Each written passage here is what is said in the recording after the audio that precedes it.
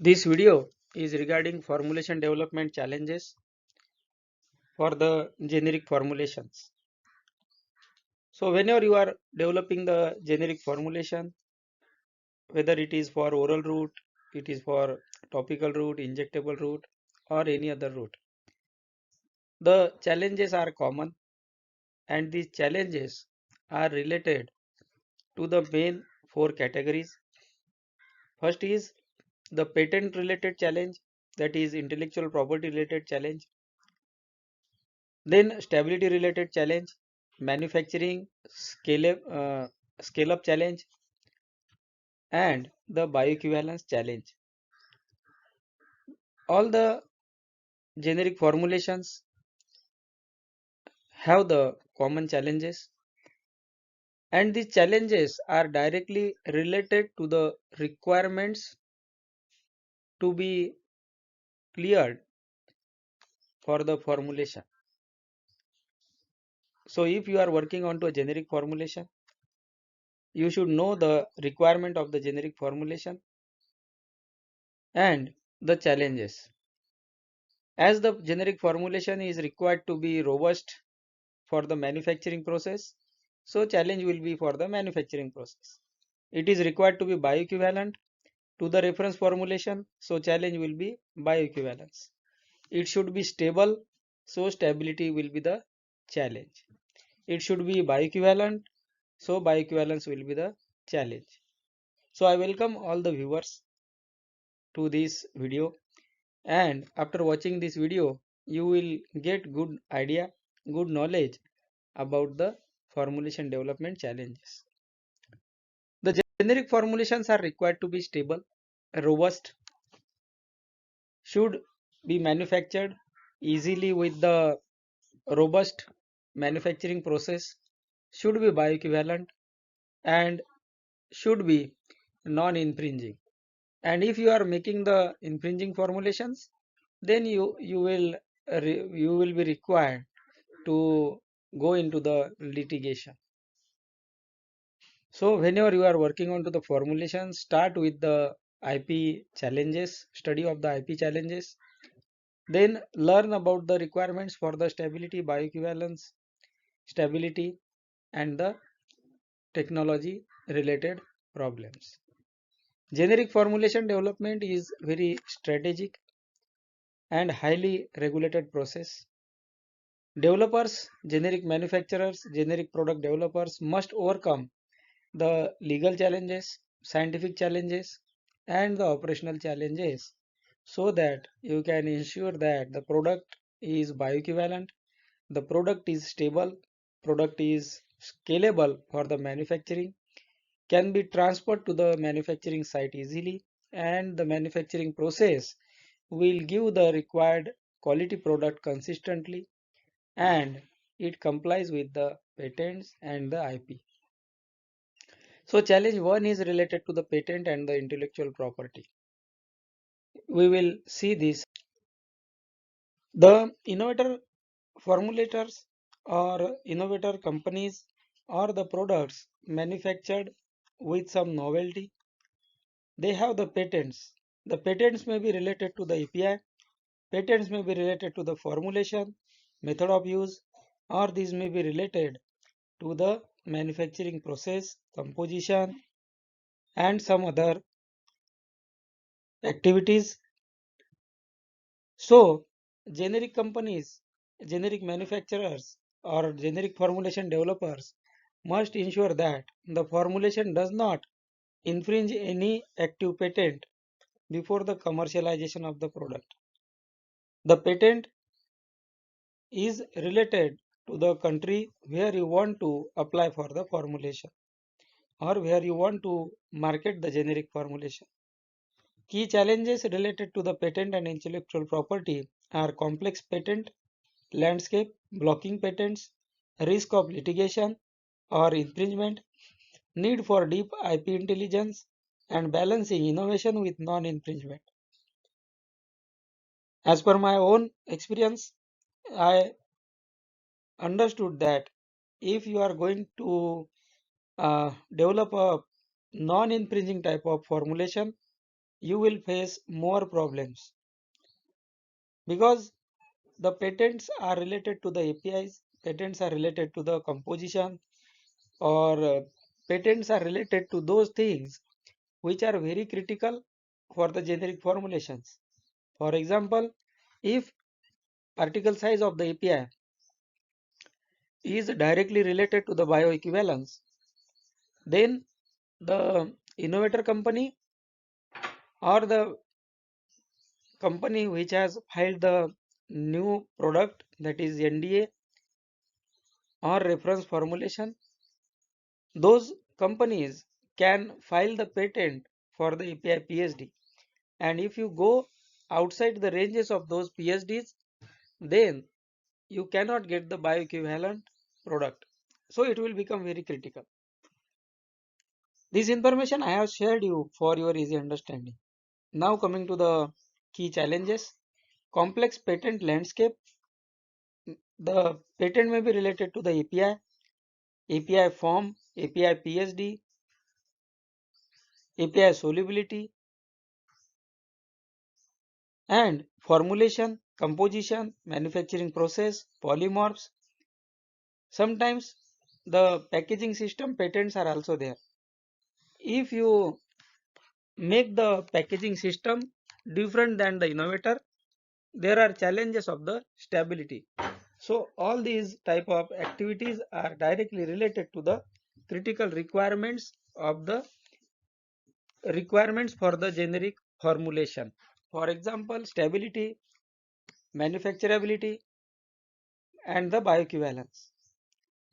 If patent is directly related to these three things, it will become very difficult for the generic manufacturer to develop the product.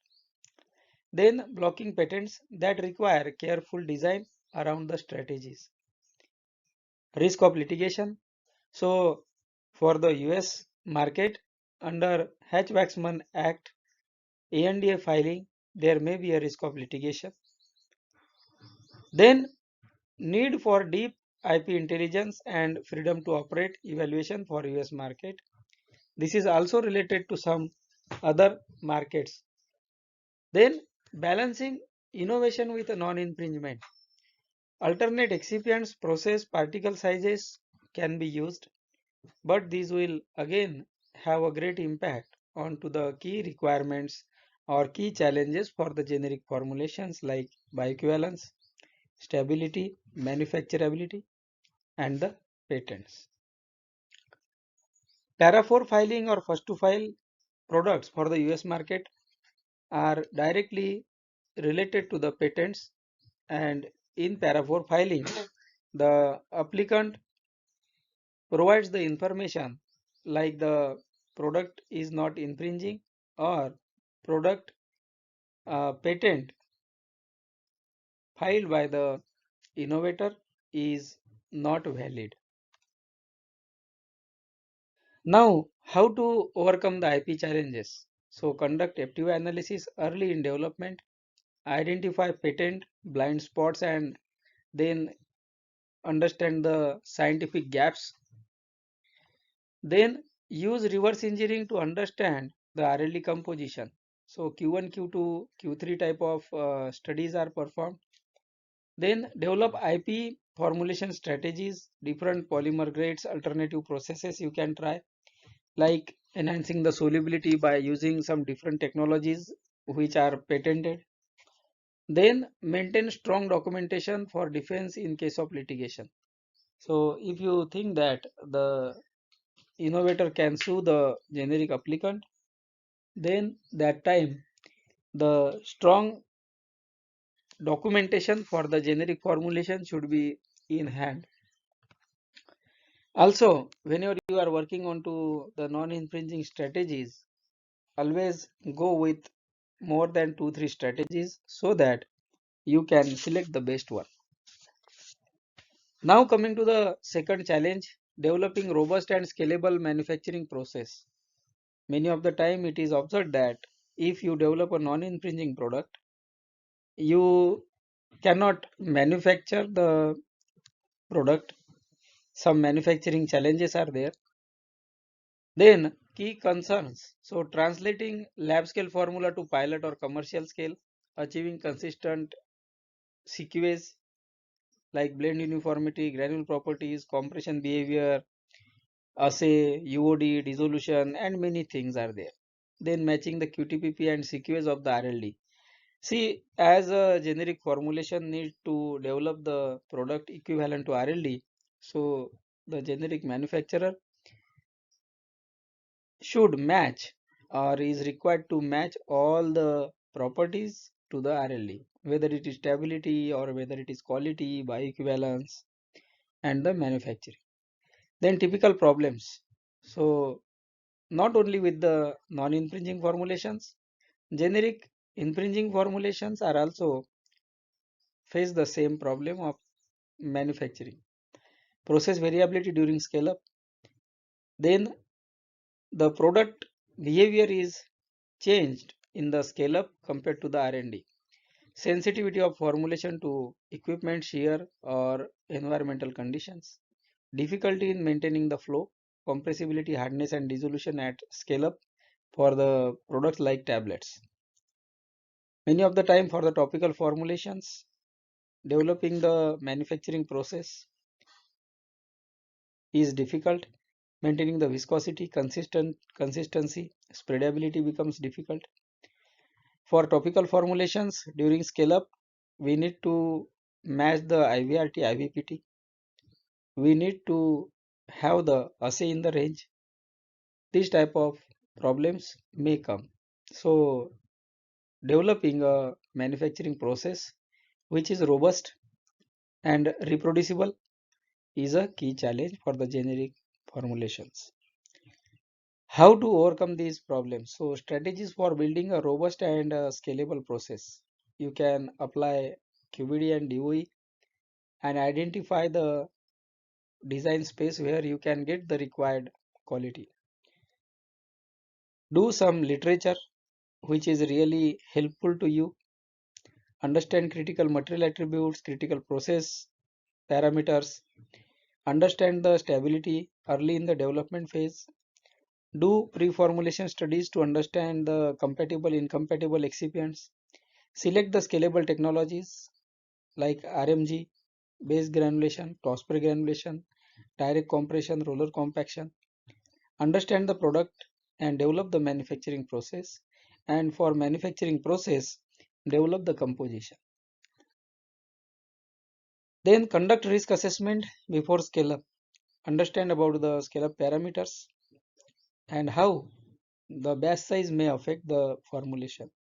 How the batch size may affect the manufacturing process and the quality parameters. Implement process optimization through CPP and CQA mapping. Ensure PPQ batches demonstrating the consistency. Many of the times the batch size plays the critical role. That time you should understand the effect of batch size, understand the process, understand the effect of equipment, effect of batch size, effect of hold time, and effect of the critical materials. So the experienced person should understand the effect of scale up and scale up parameters. And as per my suggestion, you can have a pre-scale up batch in the R&D. For example, let's say if you are developing a formulation with 2000 batch size or 3000 batch size for the tablet formulation, before going to full scale up of let's say 1 lakh unit or 1.5 lakh units, I will suggest to go for 10,000 tablet batch size so that something batch size related problems you can understand or you can fine tune the parameters, because many of the time handling of the more amount of the material becomes critical. Handling and transferring of the material becomes critical. In the R&D, the small batches are completed within a day, but in scale up and exhibit stage, there are different time requirements. There are some hold times. So these hold time may affect or impact onto the formulation sequence processability. So whenever you are going for scale up, I will suggest you to have a pre-scale up or little bit bigger batch in the R&D. So this is regarding to the manufacturing process. Now coming to the stability. The formulations are required to be stable. The formulations are required to be meeting the quality parameters throughout the shelf life. So the stability is very critical for the generic products. Stability is directly related to the safety and efficacy. The generic formulation must meet the shelf life like RLD, or it can exceed also, but equivalent or better shelf life is required. There are some sensitive APIs, there are some sensitive excipients which can destabilize your product. So sensitive APIs, moisture interaction, excipient compatibility are the common challenges. So common stability issues are like degradation. There may be degradation because of the light, like photolysis, hydrolysis is there, oxidation, polymorphic form conversion, moisture induced dissolution failure, then packaging, formulation interactions. So how you can ensure that the product is stable?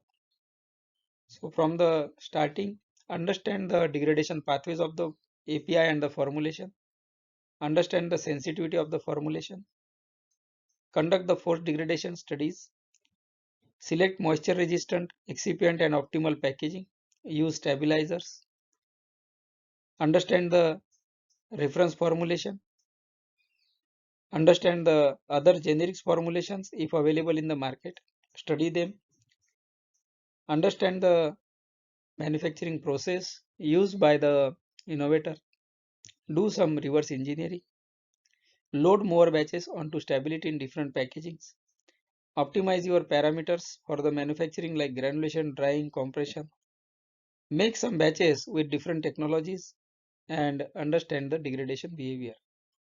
Always monitor the stability indicating parameters like assay, water content, related substances or impurities or organic impurities, perform dissolution profiling, understand the impact of stability on hardness, impact on the color of the formulation, moisture content, and understand the effect of temperature and humidity. Understand the impact of different packagings. Then the fourth challenge is achieving the bioequivalence. So it is the most critical thing. Depending on to the BCS classification, the formulation design, the formulation has the challenges for the bioequivalence. Key expectations are like generic formulation must demonstrate the pharmacokinetic equivalence to the RLE. Generally, the bioequivalence studies are performed for the generic formulations, but sometimes the pharmacodynamic studies are also performed. Major challenges for bioequivalence are matching drug release profile across pH conditions, formulating the poorly soluble for APIs like BCS2 and 4 becomes critical. Formulating the BCS class 3 API is also critical. Ensuring the reproducible in vivo performance, managing food effect and variability is critical. How to overcome the bioequivalence challenge? So conduct in vitro in vivo correlation IVIVC wherever possible or applicable. Ensure that the generic formulation is in line to the reference formulation. Match the dissolution in multimedia. Use the solubility enhancing approaches like particle size control, solid dispersion, salt form optimization, use of some excipients which are directly affecting the bioequivalence. Perform pilot B studies for the early risk reduction. You can develop 2-3 formulations and dose these formulations simultaneously so that you can understand which formulation is best to go ahead. Select excipients and processes that minimize the variability. So all this is related to the bioequivalence. The experienced formulator should understand the requirement of bioequivalence and critical things which will impact the bioequivalence early from the development. So here we have completed the 4 challenges. These are the 4 wheels of the generic formulation, and all wheels are required to be aligned. If you are having a bioequivalent formulation but you cannot manufacture it, then what is the use of that formulation? If your formulation is stable but it is not bioequivalent, then what is the use of that formulation?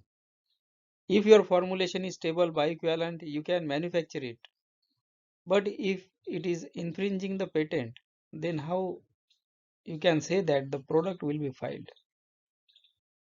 So, generic formulator should understand the legal compliance, complications, challenges, technical challenges, quality related challenges, and the bioequivalence challenges. Legal compliance, technical excellence, robust formulation and scalability, quality, stability, clinical performance, that is bioequivalence, all are required to be aligned. Success of the generic formulation development depend on the strong understanding of regulations, science and manufacturing, supported by the smart design and proactive risk management.